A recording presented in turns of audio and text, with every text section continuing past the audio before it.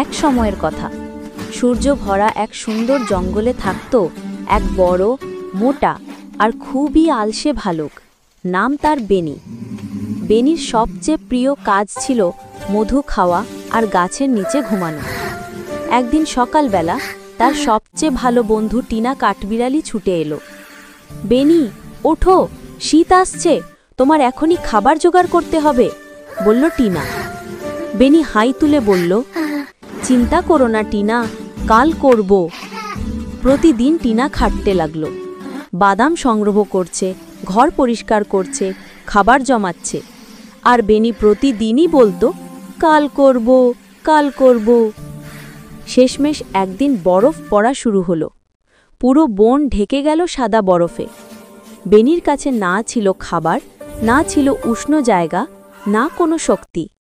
সে কাঁপতে কাঁপতে টিনার গাছে গিয়ে বলল, টিনা, আমি কি তোমার সঙ্গে থাকতে পারি?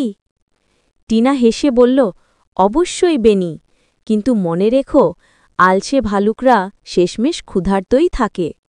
বেনি হেসে বলল, আগামী বছর থেকে আমি পরিশ্রম করব, প্রতিশ্রুতি দিলাম। তারপর থেকে বেনি আর আলসেমি করত না।